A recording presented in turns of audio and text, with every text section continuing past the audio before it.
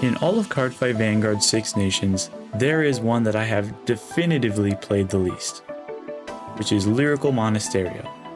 The only deck I've really done much with from that nation is Clarissa, because she's the coolest and deserves the world. But with all of the new lyrical decks that came out in the recent update, I wanted to change that. So I brought together all of the decks that I thought got some cool support in this set, decided to win at least one game with each of them in ranked. The first deck that I decided to go with was Mediel. This deck works by using the Vanguard skill to reveal the top card of the deck and do an effect based on what you reveal. If it's a normal unit, then you get to add the revealed card to hand and call a card from the drop zone and give that unit a critical. If it's a trigger unit, then you get to call a card and countercharge. The deck has a few options to let you see what's on top, so you can always try to filter to get what you want from Mediel. Plus, the deck has a restander, which really helps with the aggression. With all of that said, here's the deck in action.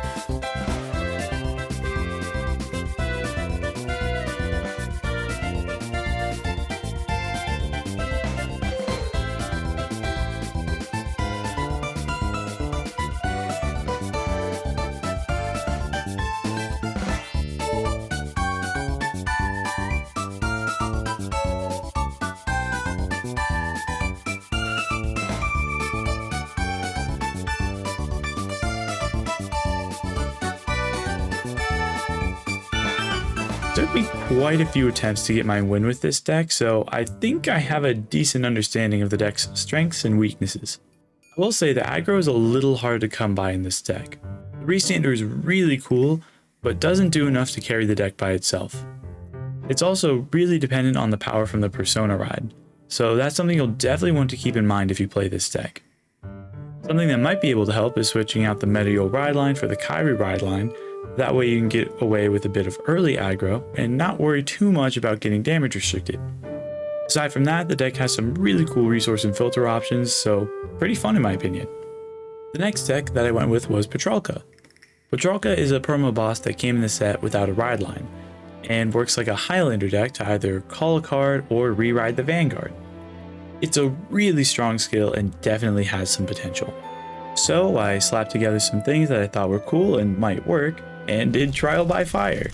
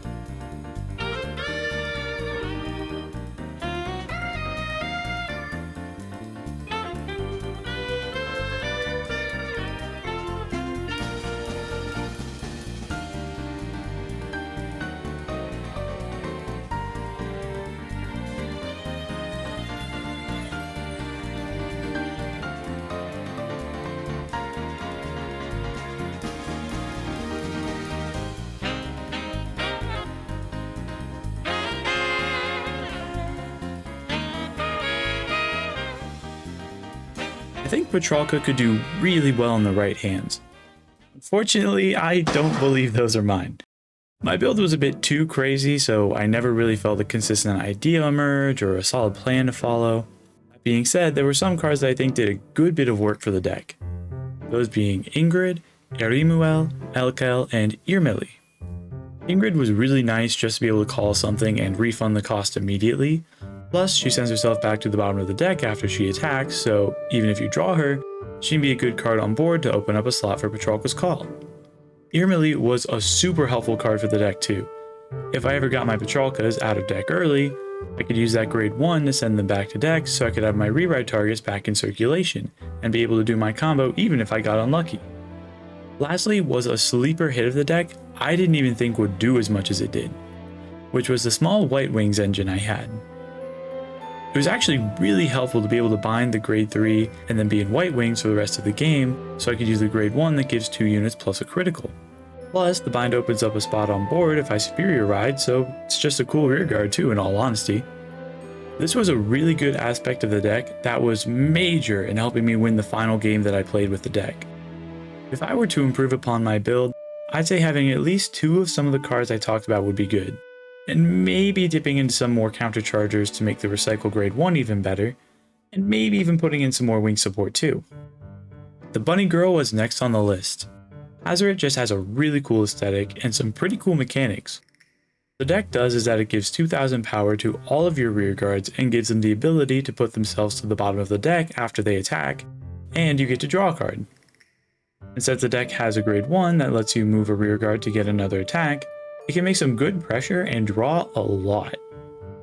Plus, since it gives 2000 power to all of your units, you can run cards that don't have as much base power and still have a good board. When we got into ranked, we faced the worst deck for someone trying to learn a new rearguard based deck. Gravidia. That fight didn't end up too well, but it was surprisingly close. The second game was against the same person and I made a small misplay by swinging my rearguard to their rearguard, which doesn't let me to put it to bottom to draw a card, but even then the game was decided by the OT.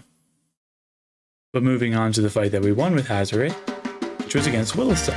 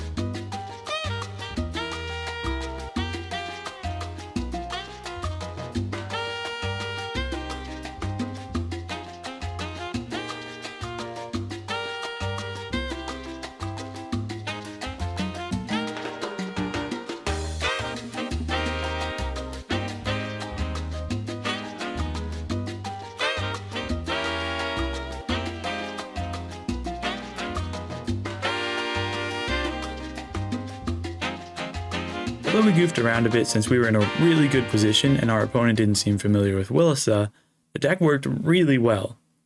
The 4 attacks was super nice for pressure and having more units to draw from. Yuika also works insanely well in this deck since you can bounce the card in front of her to hand and still get the draw from Hazareth. This makes it so Persona Rides can even be placed down as board cards, which is really helpful for a rearguard dependent deck, since it opens up some more cards that can go onto the board. Probably the worst part about the deck is that by drawing a ton of cards and sending normal units to the bottom, you will draw a ton of triggers. But if you don't shuffle the deck, you'll be able to know the bottom cards of your deck as well as your trigger density a lot better than your opponent, which is really advantageous. Plus, although you'll be consistently drawing triggers, you'll also be consistently drawing a ton of other cards you want, like board pieces, Persona Ride, perfect cards, and so on. Overall, the deck is really fun and I think has a lot of potential as the card pool gets bigger.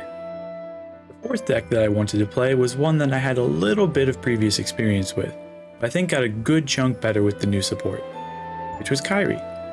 I think either the grade 3 or the grade 4 version works for the new support, but I decided to go with the grade 4 version myself. In the event you haven't seen the deck before, it pretty much works by your Vanguard bouncing rearguards to hand during the battle phase and then calling them back down for extra attacks. The main changes to the deck with this set were Yuika, which is a general support card and is pretty helpful for the deck, as well as the promo card Asmi. What Asmi does is that when your Kairi Vanguard attacks, you can counterblast one and bounce it to hand, and then call it back to a rearguard circle. This is really cool because it gives an easy extra attack on your turn 3, and gives you more consistent power and options on your grade 4 turn, since one of your front row units already bounces itself. Our first game with it was against Dragonic Overlord, and well, our next game against Orphis was a lot better.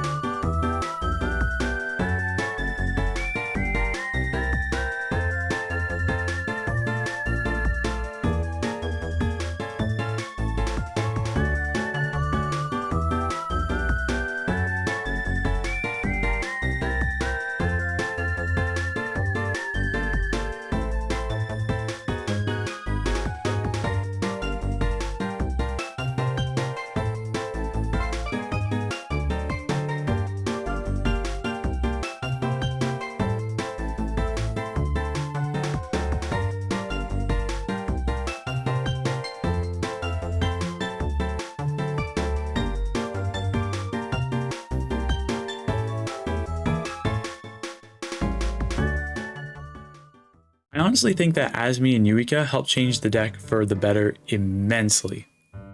They give a lot better options for turn 2 and turn 3 aggro, on top of making the grade 4 turns even better. Kairi was already a really good lyrical deck, but I think these new cards help push it even farther. Honestly, just a really fun deck with really good cards.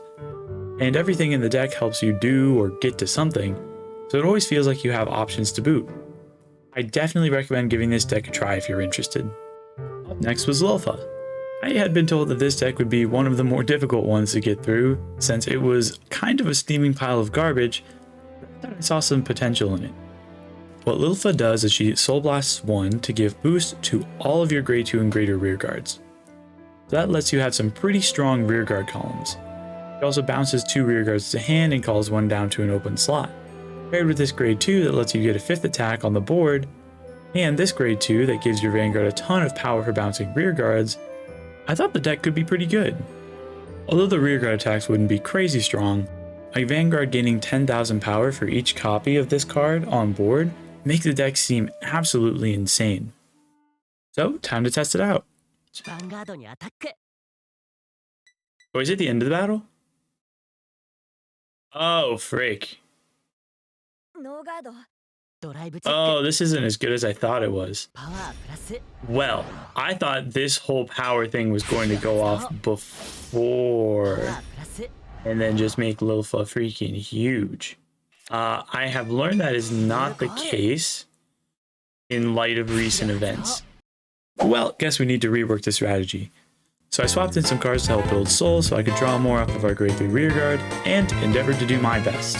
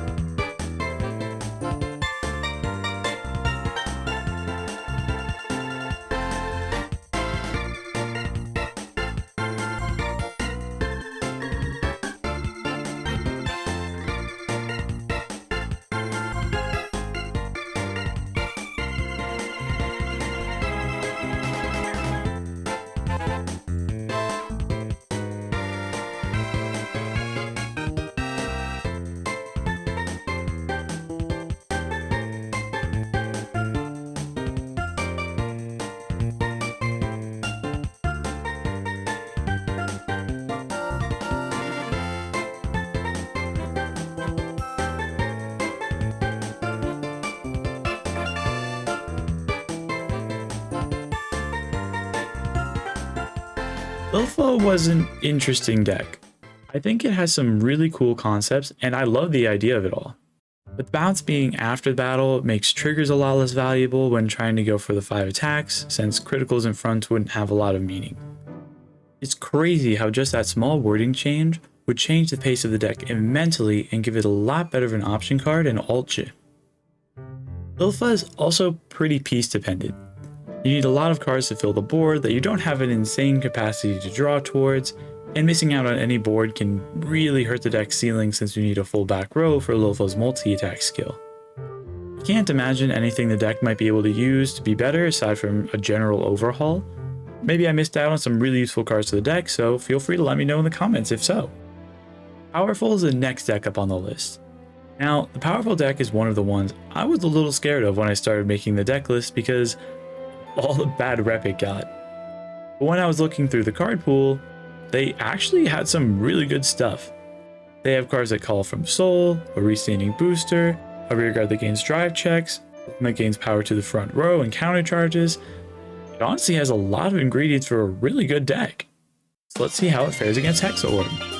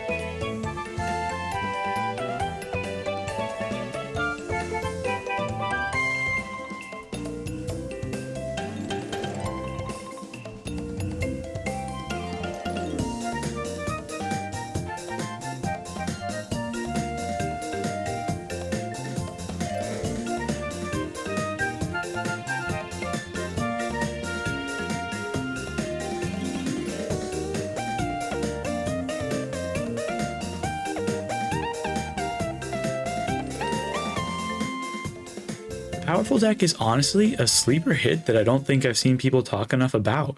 It has a lot of good options to remove Soul so that I can enter the powerful state on top of some really good ways to use up the counterblast to get the restand off. Plus, with just some generally good rear guards and honestly a pretty sick ride line, I could see this deck actually going places. I will say that it did misplay by speeding through the skills and using the grade 1 first so I could restand my rear guard that does drive checks, so I wasn't perfect at piloting the deck, but overall, I think it's a lot better than what I've heard about the deck online and honestly really worth a shot if you're interested. It feels like a resource management game where you're trying to maximize your resource output, as well as the mileage that you get for using each resource. Magazine deck with Kyoka is the 6th deck that I went for. This deck focuses on calling cards with the Vanguard skill and then benefiting off of them with the magazine order. When you use it, if you have 2 or more grade 1s on board, then you can draw 2 cards and discard a card. If you have 2 or more grade 2s, then you can give a unit 10,000 power. If you have 2 or more grade 3s, then you can countercharge 1. Kyoka also gives 5,000 power to the front row during the turn that you use a magazine order, and with a card that gains power and restands, this deck has some really good aggro and draw power. So let's see it in action.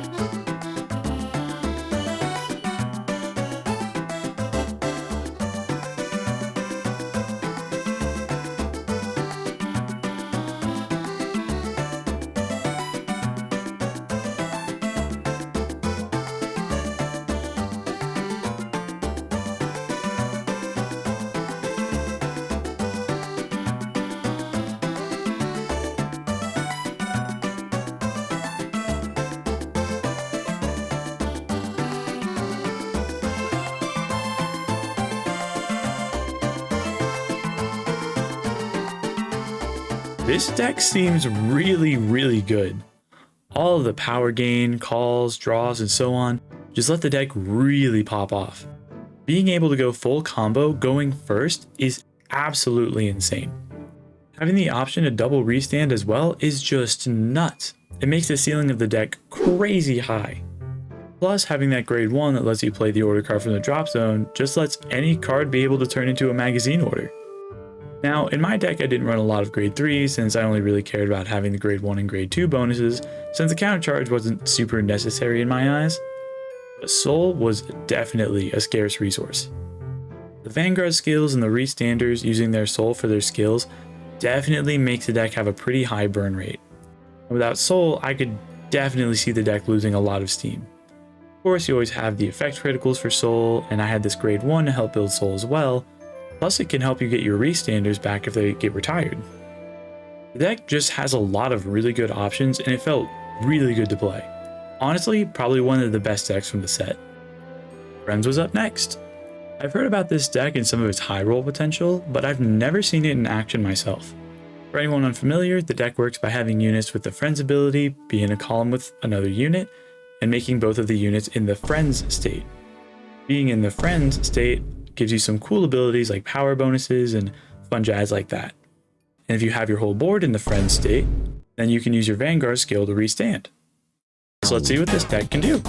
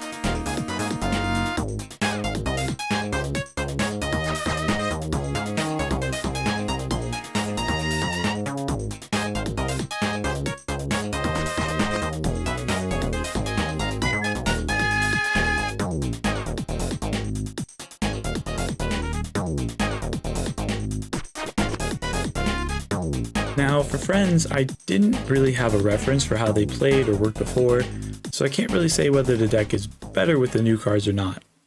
I will say that being able to bounce a card to hand was really nice so that I could have draw options like Melty in the back just in case I needed it. And the countercharge option let me feel like I'd be able to dedicate a bit more without a lot of repercussions. The deck may work better with Eureka than the countercharger or the CB and draw card, since it would open up another spot for Melty to call something, but I don't really know for sure. Either way, the deck was pretty fun to run with, and I can see why it's a popular one. Leticia is one of the best known decks from this set. This means I had a bit more of an understanding on how to build the deck, but playing it was going to be a whole different beast. In the event you haven't seen Leticia in action, the deck pretty much uses orders known as cursed play orders that go into the soul after use. There's a normal order that soul charges 1 and calls a card from soul, as well as a blitz order that gives 15,000 shield and draws a card if you have 4 or more of the cursed orders in your soul. And if you have 4, then you have a rear guard that gains a lot of power and your vanguard can use its skill to restand. With introductions out of the way, let's see it in a fight.